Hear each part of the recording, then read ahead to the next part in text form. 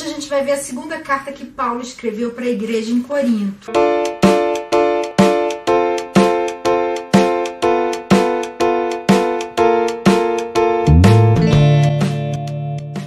Na semana passada a gente viu a primeira carta, cujo tema era a vida carnal. Naquela, Paulo estava puxando a orelha deles por causa de vários motivos, principalmente divisões e imoralidade. Mas agora, nessa segunda carta, que foi escrita pouco tempo depois da primeira, Paulo se mostra de uma maneira mais pessoal, abrindo seu coração, revelando seus motivos, sua paixão espiritual, seu amor pela igreja. Porque lá em Corinto existia alguém que estava tentando desacreditar o seu ministério, dizendo que ele não tinha autoridade. Paulo então escreve essa carta para defender o seu próprio ministério. E só aqui a gente encontra referências à sua fuga de Damasco dentro de um cesto, depois que ele tinha se convertido. Está no capítulo 11, versos 32 e 33. Ao seu arrebatamento até o terceiro céu. Está no capítulo 12, versos 1 a 4. Ao espinho na carne. Está no capítulo 12, verso 7. E ao seu sofrimento incomum. Está no capítulo 11, versos 23 a 27. Aliás, esse sofrimento já tinha sido anunciado pelo Senhor em Atos, quando Paulo se converteu. Está lá em Atos 9, verso 16. Paulo então escreve essa carta em aproximadamente 56 depois de Cristo, talvez em Filipos, durante a sua terceira viagem missionária. E o nome desse livro, no grego, é Pros Coríntios B. E seus versos-chave, que são aqueles que resumem a ideia principal dessa carta, estão no capítulo 5, versos 17 e 18. Portanto, se alguém está em Cristo, é nova criação. As coisas antigas já passaram, eis que surgiram coisas novas. Tudo isso provém de Deus, que nos reconciliou consigo mesmo por meio de Cristo e nos deu o ministério da reconciliação. Essa carta pode ser dividida em 3 partes. A primeira, que vai até o capítulo 7, fala sobre o ministério de Paulo. A segunda parte, que são os capítulos 8 e 9, fala sobre a coleta para os santos, falando como deve ser o recolhimento de ofertas em favor de alguma parte do corpo de Cristo que está passando necessidade. E a última parte, que vai do capítulo 10 ao 13, fala sobre o apostolado de Paulo, como ele foi comissionado pelo próprio Jesus. E Jesus aparece aqui nessa carta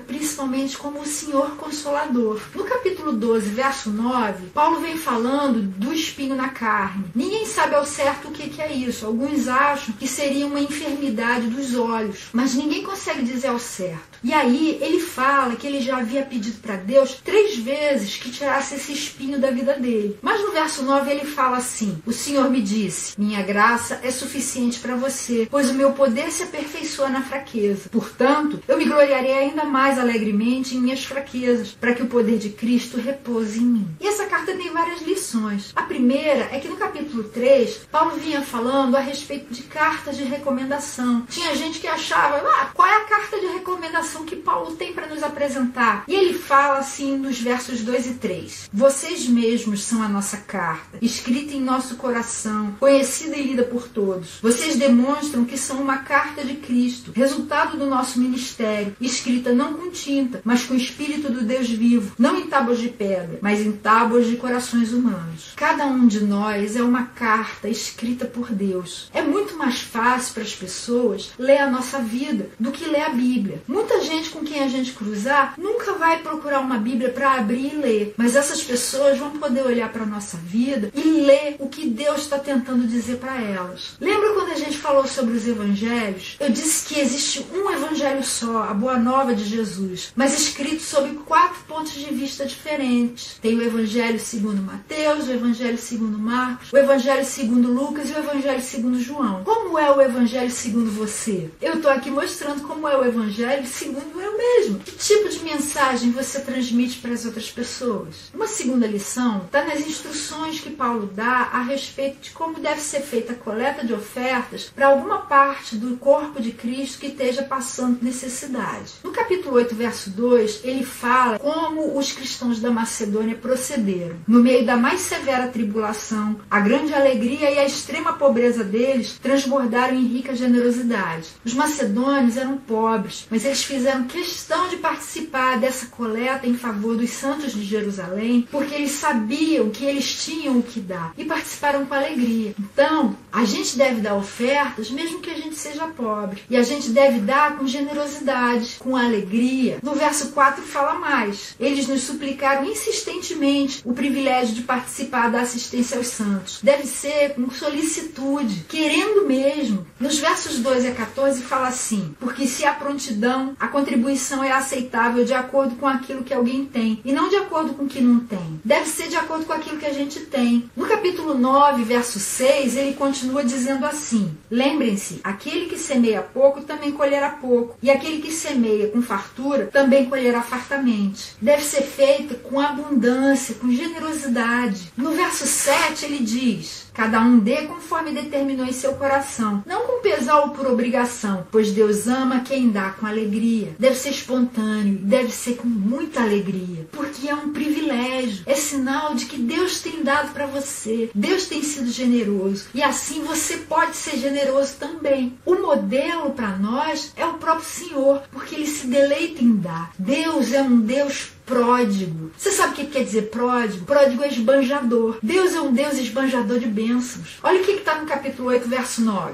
Pois vocês conhecem a graça de nosso Senhor Jesus Cristo, que sendo rico, se fez pobre por amor de vocês, para que por meio de sua pobreza, vocês se tornassem ricos. No Evangelho de Mateus, quando Jesus estava fazendo o Sermão do Monte, no capítulo 7, verso 11, ele falou assim: se vocês, apesar de serem maus, sabem dar boas coisas aos seus filhos, quanto mais o Pai de vocês que está nos céus dará coisas boas aos que lhe pedirem. Deus é assim, Ele ama dar coisas boas para todo mundo que pedir. E Ele é o nosso modelo. E deixa eu falar uma coisa para você. Essa é uma das razões pelas quais o dízimo não é cristão. Ele é bíblico porque está no Antigo Testamento. Mas ele não é cristão porque ele é muito pequeno. Ele é muito pouco para representar aquilo que Deus espera da gente. Deus espera uma doação tão pura, tão verdadeira, tão integral quanto a doação de Jesus por nós. Jesus deu tudo o que ele tinha, absolutamente tudo. Sua vida, seu sangue, sua morte, sua justiça, sua ressurreição e todas as suas bênçãos. E ele espera que a gente também dê para os nossos irmãos tudo aquilo que a gente tem. Nosso tempo, nosso dinheiro, nossos bens. Você tem 2 roupas? Dê uma para quem não tem. Você tem condição de pagar colégio para o seu filho? Ajude alguém que não tem condição a frequentar uma boa escola também. Faça assim. Isso era o que João Batista pregava. E esse é o mínimo que Jesus espera de nós também. Outra lição está nos espinhos da carne. Paulo falou no capítulo 12, versos 9 e 10 assim. Jesus falou: minha graça é suficiente para você, pois o meu poder se aperfeiçoa na fraqueza. E Paulo reagiu assim: portanto, eu me gloriarei ainda mais alegremente em minhas fraquezas, para que o poder de Cristo repouse em mim. Por isso, por amor de Cristo, regozijo-me nas fraquezas, nos insultos, nas necessidades, nas perseguições, nas angústias, pois quando sou fraco é que sou forte. Quando você está sendo atingido por alguma dessas coisas ruins, saiba que aí Deus está te dando oportunidade para que o poder dele se aperfeiçoe na sua vida, para que algo sobrenatural e extraordinário surja daí, da mesma forma que aconteceu na vida de Paulo. Você quer que Deus faça maravilhas na sua vida? Então alegre-se nas suas fraquezas, alegre-se nas perseguições, alegre-se nos insultos, porque esse é o meio que Deus escolheu para fazer com que você se torne verdadeiramente forte. E a última aplicação está no capítulo 13, verso 5. Paulo nos aconselha assim: examinem-se para ver se vocês estão na fé. Provem-se a si mesmos. Não percebem que Cristo Jesus está em vocês, a não ser que tenham sido reprovados. Paulo fala então para a gente fazer um autoexame. E como a gente pode fazer isso? A gente precisa lembrar que a salvação não vem porque a gente faz parte de uma igreja local, não. A salvação vem porque a gente se une a Cristo. E a gente pode então perguntar: eu gosto de pensar em Cristo e nas coisas dele? Eu gosto de orar? Eu sinto falta de estar com Deus? Eu gosto de estudar a palavra de Deus? Eu sinto falta de outros cristãos? Eu gosto de ir na igreja para receber ensinamentos e para abençoar outras pessoas também? Eu quero servir a Cristo? Essas são perguntas que podem servir para a gente fazer esse autoexame. E esse foi o resuminho de 2 Coríntios. Eu espero que esses vídeos estejam servindo para você compreender melhor o conteúdo da sua Bíblia e se sentir estimulado a mergulhar nele para ser abençoado diretamente por Deus. Na semana que vem, a gente vai ver a carta que Paulo escreveu para a igreja na Galácia. Não perca!